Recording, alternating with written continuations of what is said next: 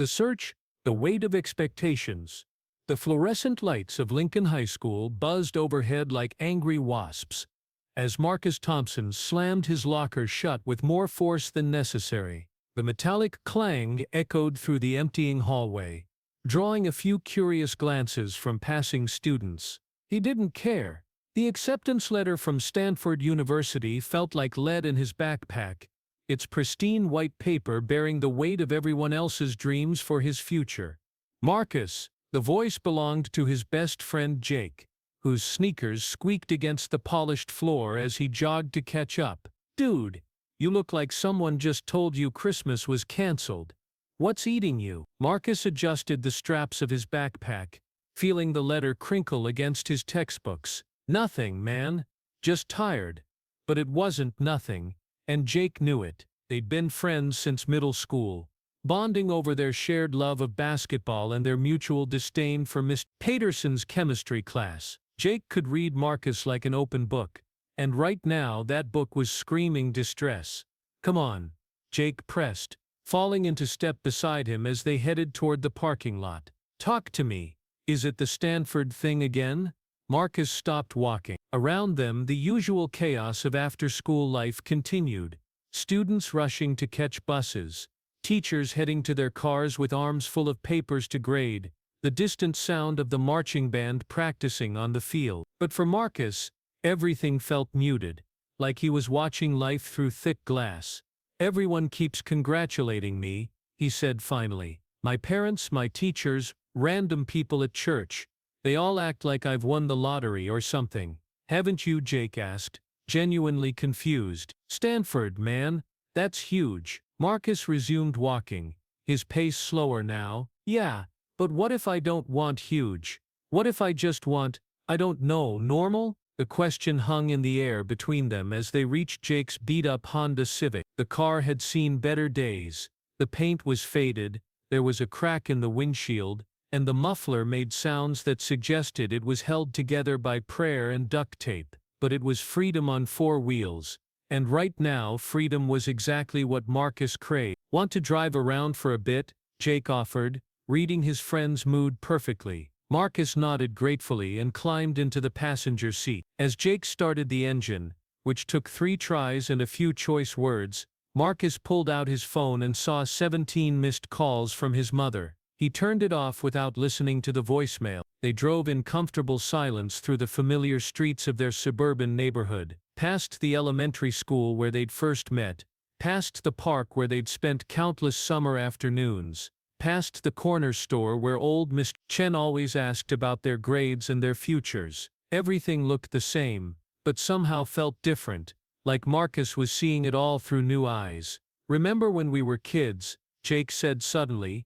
"And we used to talk about running away to join the circus." Marcus smiled despite himself. "Yeah, you were going to be a lion tamer and I was going to walk the tightrope."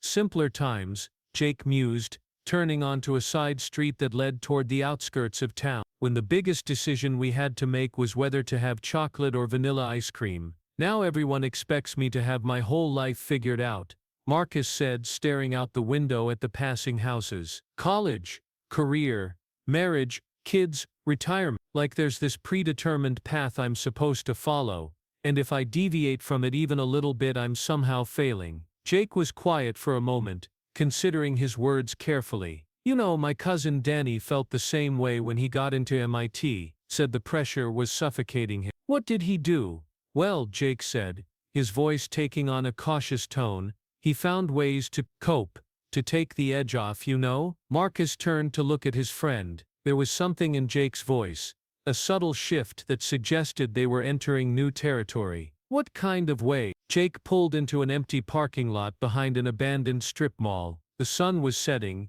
casting long shadows across the cracked asphalt. He turned off the engine and sat back in his seat, his hands still gripping the steering wheel. "Look, I probably shouldn't be telling you this," he began, "but there are ways to feel free, even when everything else feels like it's closing in on you. Ways to escape the pressure, the expectations, all of it." Marcus felt his heart rate quicken. He had a pretty good idea where this conversation was heading, but part of him, the part that felt trapped and suffocated by everyone else's plans for his life, wanted to hear more.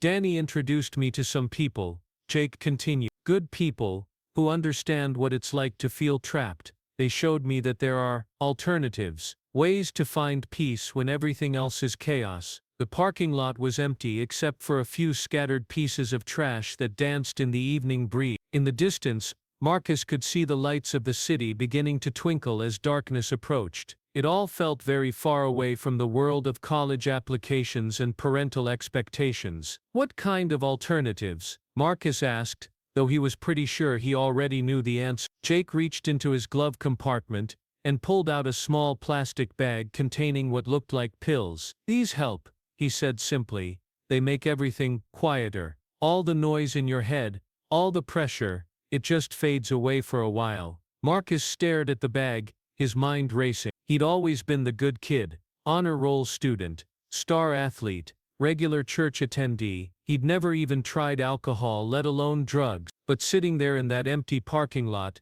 with the weight of everyone's expectations pressing down on him like a physical force, those little pills looked like tiny keys to a door he'd never considered opening. I don't know, man, he said, but his voice lacked conviction. I'm not saying you have to, Jake said quickly. I'm just saying the option is there. Sometimes we all need a break from being who everyone else wants us to be. Marcus thought about the Stanford letter in his backpack, about his parents' proud faces when he'd shown it to them, about the future that had been mapped out for him before he'd even had a chance to consider what he might want for himself. The pills seemed to pulse with possibility in Jake's hand. Just to try it once? Marcus heard himself asking. Jake smiled, but there was something sad in his eyes. Just to try it once. As Marcus reached for the bag, he felt like he was standing at the edge of a cliff, about to jump into unknown waters. He had no way of knowing that this moment, this single decision made in a moment of desperation and confusion, would set him on a path that would take him to the very depths of despair before ultimately leading him to the most profound freedom he'd ever known. The pills were small and white,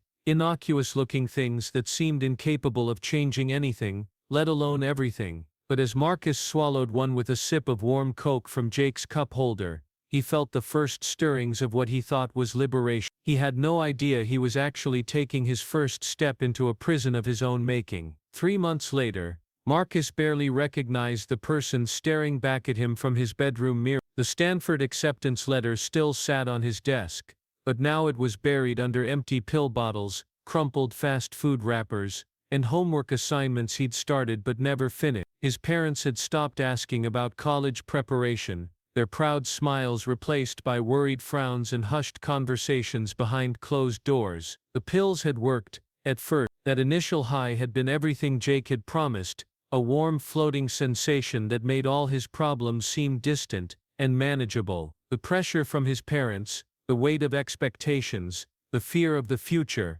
it all melted away like snow in spring sunshine. For a few precious hours, Marcus had felt truly free for the first time in his life. But freedom, he was learning, was a more complicated thing than he'd imagined. Marcus, breakfast. His mother's voice called from downstairs, but it sounded muffled and far away, like she was calling to him from the bottom of a swimming pool. He stumbled to his feet, his movements sluggish and uncoordinated. The pills that had once made him feel like he was floating now made him feel like he was moving through thick molasses. Everything took more effort than it should, from getting dressed to forming coherent thoughts. Downstairs, his parents sat at the kitchen table with their coffee and newspapers, but Marcus could feel the tension radiating from them like heat from a furnace. His father, a successful lawyer who had always been his role model, looked up as Marcus entered the room. The disappointment in his eyes was almost physical in its intensity. "Son, we need to talk," his father said, setting down his newspaper with deliberate care.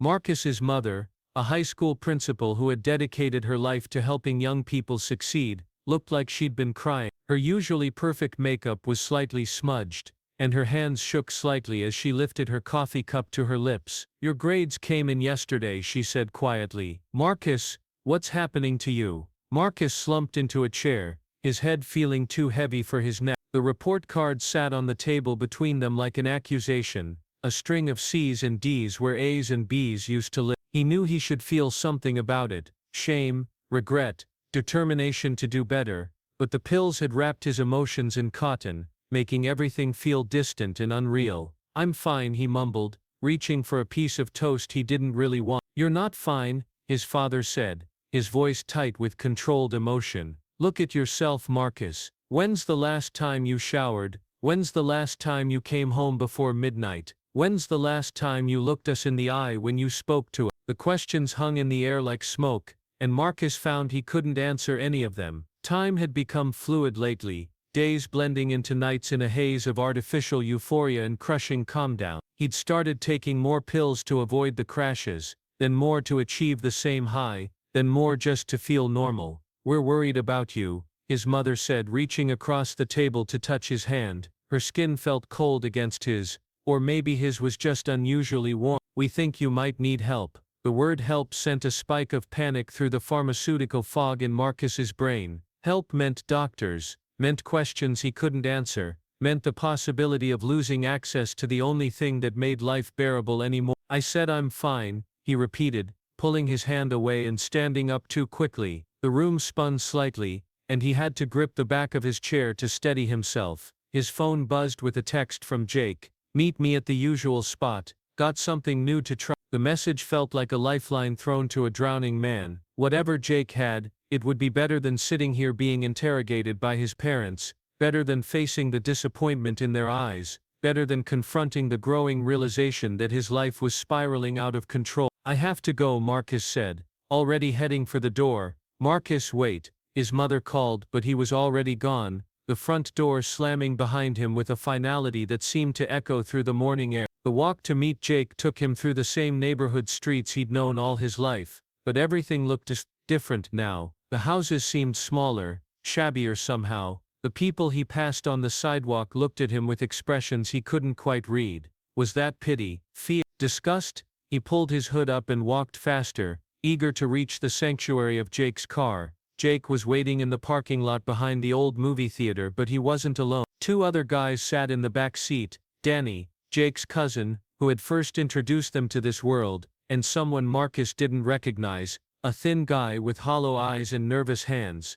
"Marcus," Jake called out with artificial enthusiasm as he approached the car. "Perfect timing, man. We were just talking about you." Marcus slid into the passenger seat, immediately feeling more at ease in the familiar environment of chemical possibility. The car smelled like cigarettes and something else, something sweet and chemical that made his mouth water with anticipation. "This is Tyler," Jake said, gesturing to the stranger in the back seat. "He's got access to some really good stuff. Better than those pills we've been messing with." Tyler nodded at Marcus with the intense focus of someone who was clearly under the influence of something stronger than pills. His pupils were dilated, and he kept licking his lips like his mouth was perpetually dry. "Jake tells me you're looking for something with a little more kick," Tyler said, his voice raspy and low. "I've got just the thing." He pulled out a small glass pipe and a plastic baggie containing what looked like small white rocks. Marcus had seen enough movies to know what it was, and a part of his brain, the part that still remembered being an honor student with a bright future, screamed warnings at him. But that voice was getting quieter every day, drowned out by the louder voice that promised relief from the constant ache of disappointment and pressure. The voice that whispered that this was what freedom really looked like, the ability to choose your own reality, to step outside the suffocating expectations of others and find your own path. "I don't know," Marcus said, but even as he spoke, he was reaching for the pipe. "It's just like the pills," Jake said encouragingly, "but better, faster, more complete." Danny, who had been quiet until now, suddenly spoke up. "Actually, man, maybe we should slow down a bit. I mean, this stuff is pretty intense." "Danny's just being paranoid," Tyler interrupted, shooting him a sharp look. "This is pure freedom, man. No more worrying about tomorrow, no more caring what other people think, just pure perfect now." The word freedom hit Marcus like a physical blow. It was exactly what he'd been searching for, what had led him down this path in the first place. The freedom to escape the predetermined life that had been mapped out for him, the freedom to exist without the constant weight of other people's expectations. As Tyler showed him how to use the pipe, Marcus thought about his parents sitting at the breakfast table, probably still discussing what to do about their disappointing son. He thought about the Stanford letter gathering dust on his desk, about the future that everyone else wanted for him but that felt like a prison sentence. The first hit was like nothing he'd ever experienced. If the pills had been like floating, this was like flying. A rush of euphoria so intense it felt like his entire nervous system was singing. Every worry, every fear, every source of stress simply evaporated, leaving behind a crystalline clarity that made everything seem possible. For the first time in months, Marcus felt truly alive. He had no way of knowing that what he was experiencing wasn't life at all but its opposite, a chemical simulation of vitality that would slowly but surely consume everything real and meaningful in his world. He couldn't see that each moment of artificial freedom was actually another bar in the cage he was building around himself. All he knew was that for right now, in this moment, he felt like he could do anything, be anything, become anyone he wanted to be. The irony was lost on him that in his search for freedom he had never been less free in his life. 6 months after that first hit, Marcus stood in the bathroom of a gas station on the wrong side of town, staring at his reflection in a cracked mirror that seemed to fragment his face into a dozen broken pieces. Each shard showed a different version of himself, the honor student he used to be, the disappointment he'd become, the stranger he was turning into. His phone had been disconnected for 2 weeks. His parents had stopped calling anyway, their attempts at intervention having devolved into shouting matches that ended with slammed doors and broken promises. The Stanford acceptance letter had been formally withdrawn after he'd missed the enrollment deadline, a fact that should have devastated him but instead felt like just another item on a long list of things that no longer mattered. The only thing that mattered now was the small plastic baggie in his pocket, and the $23 in crumpled bills that represented the difference between relief and agony. Tyler had been right about one thing. This was freedom of a sort. Freedom from caring about grades, about the future, about disappointing anyone. When he was high, none of it touched him. The world could burn down around him and he'd watch it with detached fascination, like it was happening to someone else entirely. But the periods between highs were becoming unbearable. What had started as a gentle calm down had evolved into something that felt like his soul was being scraped raw with a rusty blade. His body ached constantly, his hands shook, and his mind raced with thoughts so dark and desperate that the only escape was to use again, and using again required money he didn't have. "You look like hell, man." Marcus turned to see Jake standing in the doorway of the bathroom, but this wasn't the Jake he'd grown up with. This version was 20 pounds thinner, with hollow cheeks and eyes that darted constantly, like he was expecting trouble from every direction. They'd been through this journey together, but somewhere along the way, their friendship had transformed into something else, a partnership built on mutual need and shared desperation.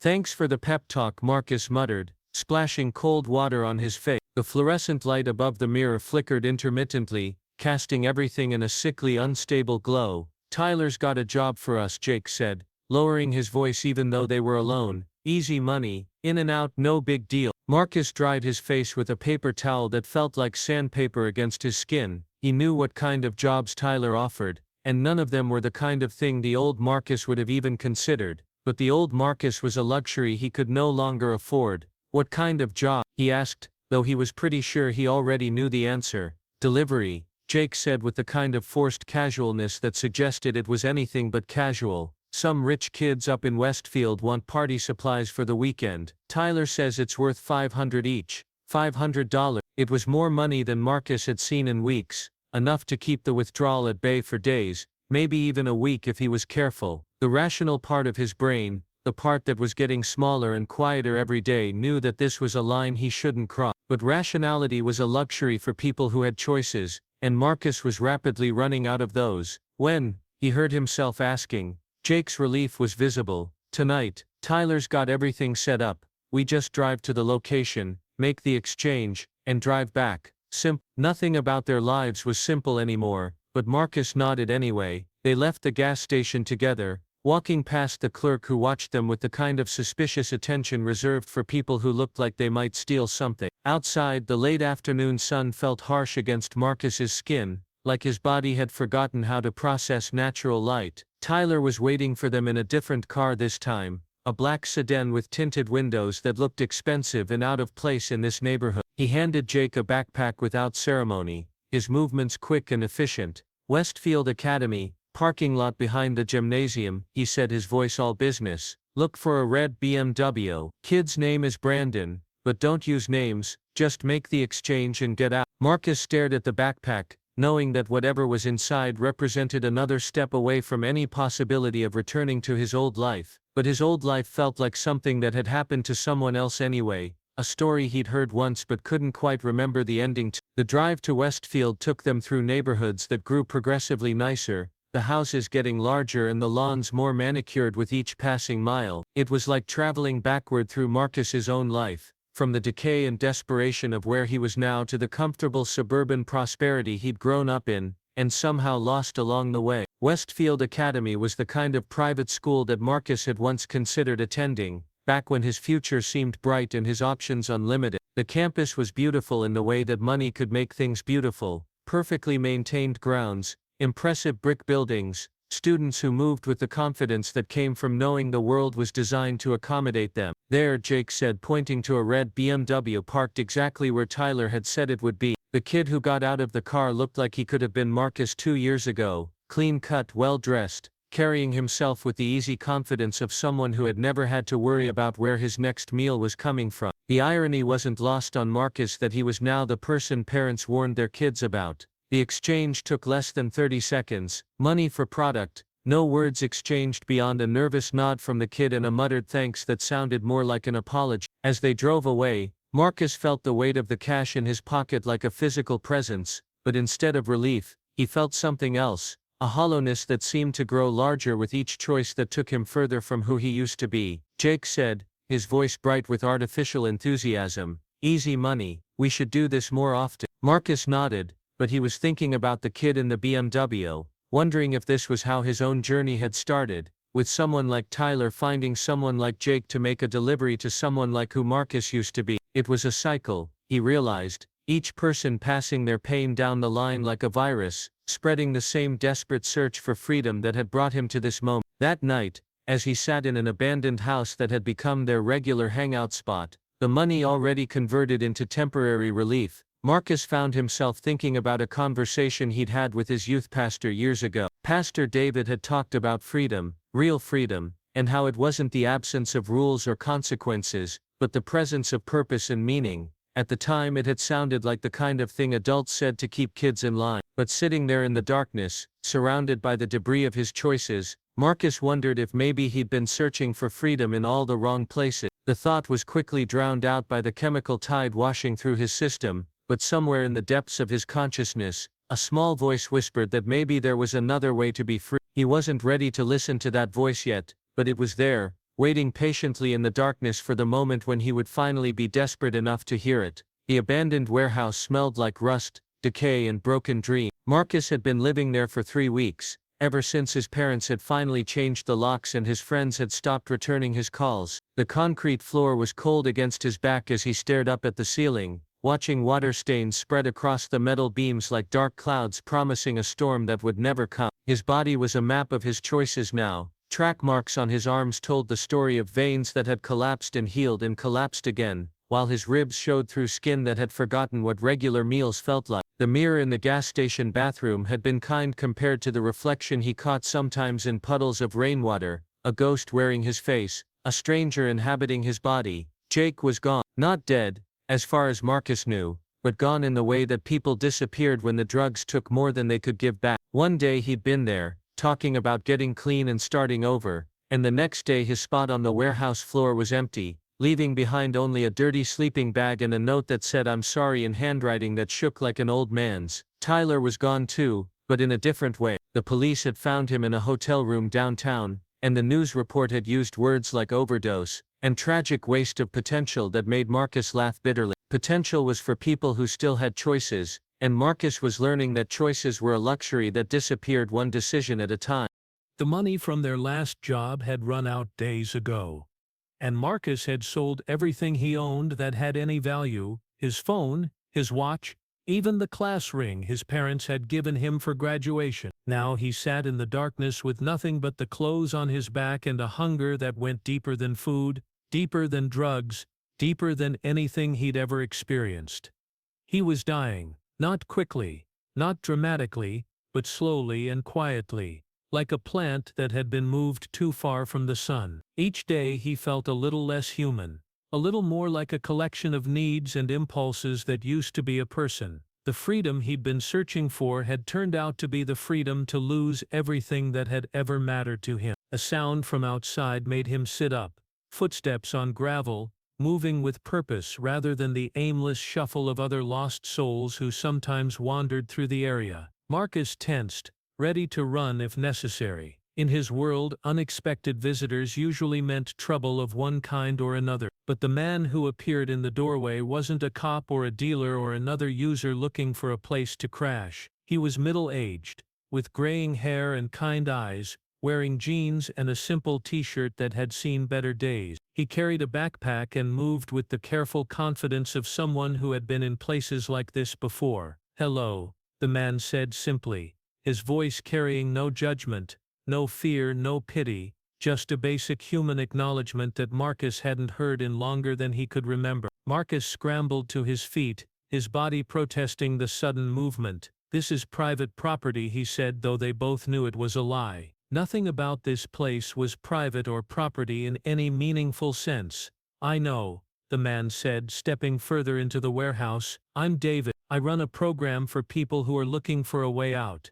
"I'm not looking for anything," Marcus said automatically, but even as he spoke he knew it wasn't true. He was looking for everything, for relief, for hope, for a reason to keep breathing from one moment to the next. David nodded as if Marcus had said something entirely different. "I used to live in a place like this," he said, settling down on a piece of broken concrete like he was making himself comfortable in a living room. "Different city, different drugs, same desperation. I thought I was free to—" The words hit Marcus like a physical blow. This man, with his calm demeanor and steady voice, had been where Marcus was now. It seemed impossible, but there was something in his eyes that spoke of depths Marcus recognized. "What do you want?" Marcus asked, his voice coming out harsher than he'd intended. "To tell you that there's another way," David said simply. "Not an easy way, not a quick way, but a real way. A way that leads to actual freedom instead of just the illusion of it." Marcus laughed, but it came out more like a cough. "Freedom? Look around, man, I'm free. Free from expectations. Free from disappointment. Free from caring about anything." "Are you?" David asked gently. "When's the last time you made a choice that wasn't dictated by your next fix? When's the last time you felt joy that didn't come from a chemical? When's the last time you looked in the mirror and recognized the person staring back at you?" The questions hung in the air like accusations, each one finding its mark with surgical precision. Marcus wanted to argue, to defend the choices that had brought him here, but the words wouldn't come, because David was right, and they both knew it. "I tried to get clean," Marcus said finally, his voice barely above a whisper. "Multiple times. It doesn't work. This is who I am now." David was quiet for a long moment, and in the silence, Marcus could hear the distant sounds of the city, traffic, sirens, the ordinary noise of people living ordinary lives that felt as foreign to him now as sounds from another planet.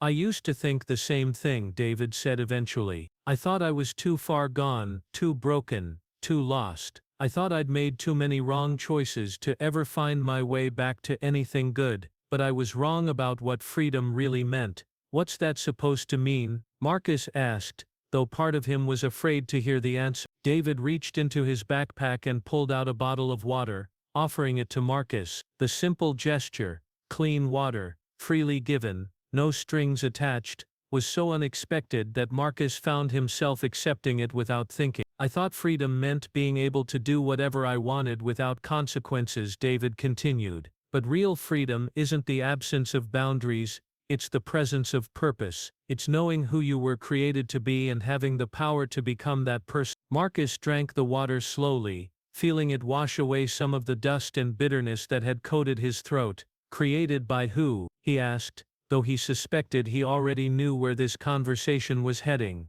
"By someone who loves you more than you can imagine," David said. "Someone who's been waiting for you to get tired of searching for freedom in all the wrong places. Someone who's been calling your name even when you couldn't hear it over the noise of everything else." The words should have sounded like religious nonsense, like the kind of thing people said when they didn't understand what real desperation felt like. But coming from David, sitting in this abandoned warehouse that smelled like failure and broken dreams, They sounded like something else entirely. They sounded like hope. I don't know how to believe in anything anymore, Marcus said, and for the first time in months, he was telling the complete truth. That's okay, David said. Belief isn't a feeling, it's a choice, and you don't have to make it all at once. You just have to be willing to consider the possibility that maybe, just maybe, there's someone who's been searching for you even harder than you've been searching for freedom. As the sun set outside the warehouse, casting long shadows through the broken windows, Marcus found himself considering that possibility for the first time in years. It felt dangerous,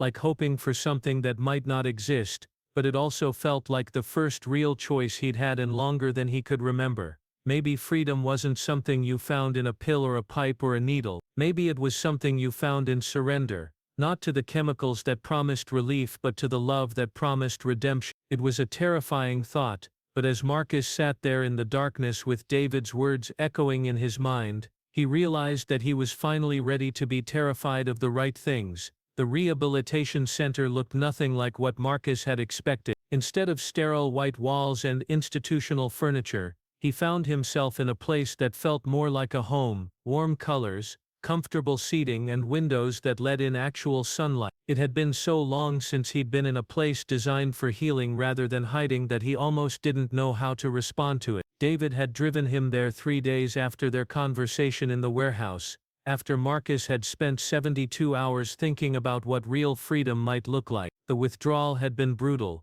his body rebelling against the absence of chemicals it had learned to depend on, but David had stayed with him through the worst of it, never judging, never lecturing, just being present in the way that Marcus was beginning to understand love actually worked. This is going to be hard, David had warned him as they pulled into the parking lot. Harder than anything you've done before, but you won't be doing it alone. Now sitting in a circle with 11 other people who looked like they'd traveled similar roads to get here, Marcus was beginning to understand what David had meant. The woman to his left, Sarah, had been a successful attorney before prescription painkillers had convinced her that she could manage her stress better through chemistry. The man across from him, Robert, had been a high school teacher whose weekend drinking had gradually expanded to fill every day of the week. They all had different stories, but Marcus was learning that they all had the same ending: a desperate search for something that had led them further and further away from everything they'd actually been looking for.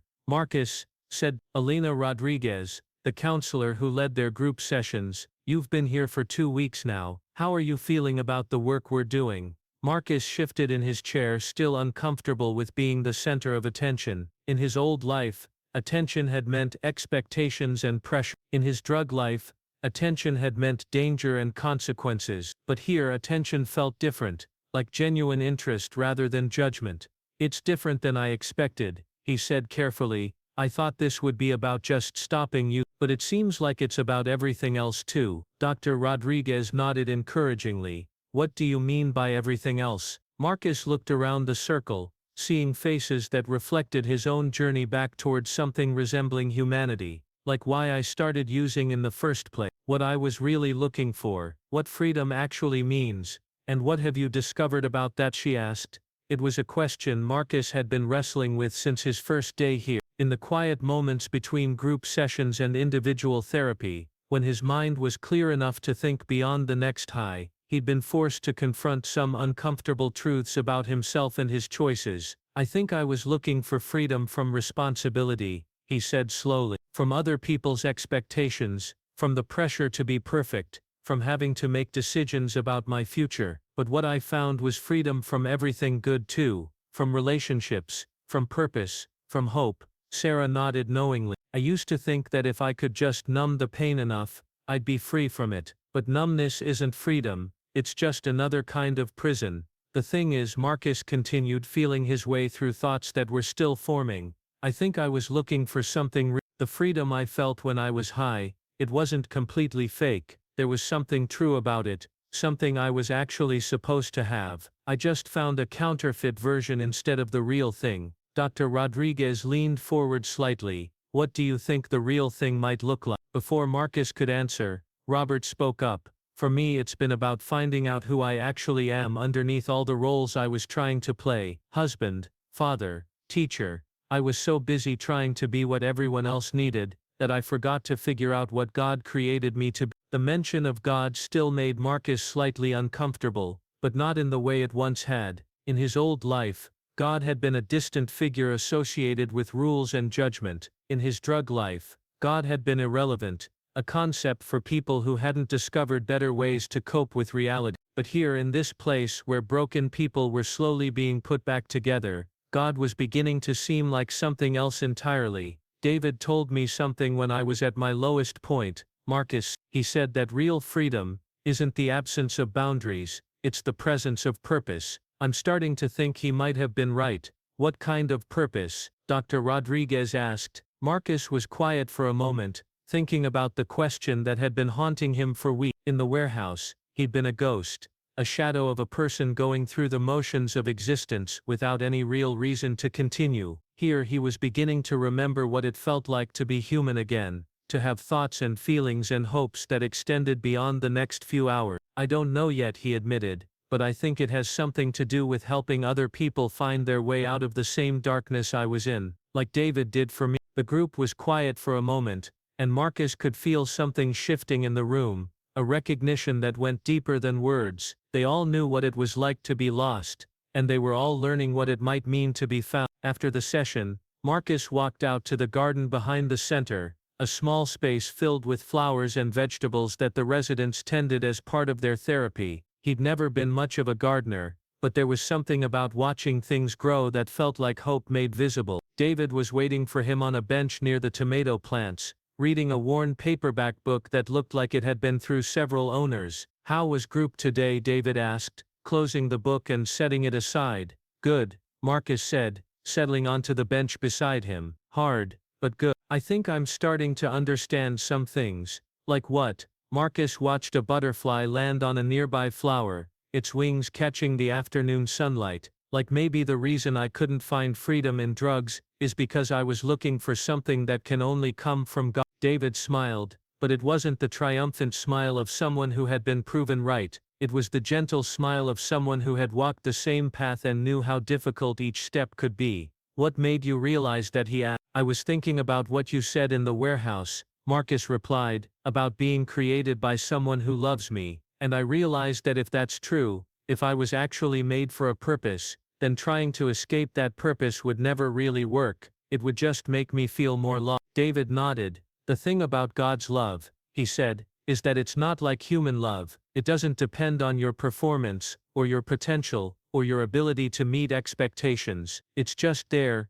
constant, and unchanging, waiting for you to accept it. Marcus felt something stir in his chest, not the artificial warmth of chemicals, but something deeper and more real. How do I do that? Accept it, I mean, the same way you accepted my help in the warehouse, David said, by admitting that you need it and being willing to receive it. As they sat there in the garden, surrounded by growing things and afternoon sunlight, Marcus found himself thinking about prayer for the first time in years. Not the formal, ritualistic prayers of his childhood, but something more like a conversation, an honest acknowledgement of his need and a tentative reaching out toward the love that David claimed had been there all along. He didn't know what to say, so he started with the truth. God, I don't know if you're real, but if you are, I need help. I've been looking for freedom in all the wrong places, and I'm tired of being lost. If you can show me what real freedom looks like, I'm willing to learn. It wasn't much of a prayer, but as the words formed in his mind, Marcus felt something he hadn't experienced in years. Peace that didn't come from a bottle or a pill or a pipe, but from the simple act of surrender to something bigger than himself. For the first time since this journey began, Marcus felt like he might actually be free. 1 year later, Marcus stood in front of Lincoln High School, but this time he wasn't running away from anything. He was walking towards something, a speaking engagement with students who reminded him of who he used to be, back when the future seemed both infinite and terrifying. The auditorium was packed with teenagers who looked like they had the world figured out, their faces reflecting the same confident uncertainty that Marcus remembered from his own high school years. Some were clearly there by choice, leaning forward with genuine interest. Others had the glazed look of mandatory attendance, checking their phones and waiting for the period to end. Marcus had been nervous about this moment for weeks, but as he looked out at the sea of young faces, he felt something he'd never experienced before, a sense of purpose that went deeper than personal achievement, or external validation. This wasn't about him anymore. It was about them, and the choices they would make in the coming years. How many of you feel pressure? He began, his voice carrying clearly through the auditorium sound system. Pressure to succeed, to be perfect, to have your whole life figured out before you even graduate. Nearly every hand in the room went up, and Marcus smiled. Yeah, I thought so. I felt the same way when I was sitting where you are now. He told them his story. Not all of it, but enough to help them understand the journey that had brought him to this moment. He talked about the Stanford acceptance letter and the weight of expectations, about the first time Jake had offered him pills, and the promise of escape they seemed to represent. I thought I was choosing freedom, he said, his voice steady despite the difficulty of the memory. But what I was really choosing was a different kind of prison. The drugs didn't free me from pressure, they just replaced one kind of pressure with another. Instead of worrying about meeting expectations, I was worrying about getting my next fix. A girl in the third row raised her hand. But didn't it feel good at first? Like didn't it actually help with the stress? Marcus nodded, appreciating her honesty. It did. That's what made it so dangerous. The relief was real, but it was temporary, and each time I needed more to get the same feeling. Eventually I wasn't using to feel good, I was using just to feel normal. He talked about the warehouse, about losing everything that had ever mattered to him, about the moment when David had found him and offered him a different kind of hope. But mostly, he talked about what he'd learned about freedom in the years since he'd gotten clean. Real freedom, he said, isn't the ability to do whatever you want without consequences. It's the ability to become who you were created to be. And for me, that meant accepting that I was loved by God not because of what I could achieve, but just because I exist. A boy near the back called out, "But what if you don't believe in God?" It was a question Marcus had expected, and one he'd wrestled with himself. That's okay.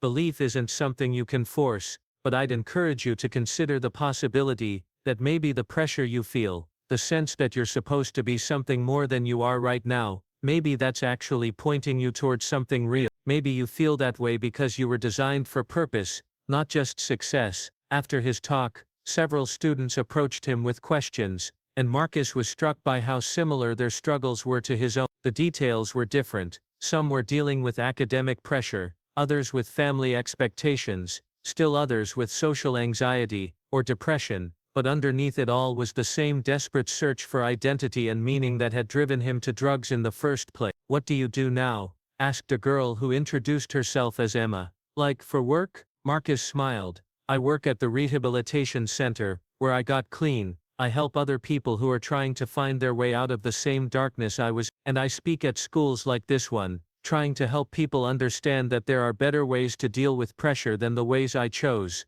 "Do you ever miss it?" asked another student. "The drugs, I mean?" It was a question Marcus got often, and he'd learned to answer it honestly. "Sometimes," he said, "not because I miss being high, but because I miss the simplicity of it. When you're addicted, your whole life revolves around one thing, getting and using drugs. In a weird way, that's easier than having to make real choices about who you want to be, and what you want to do with your life."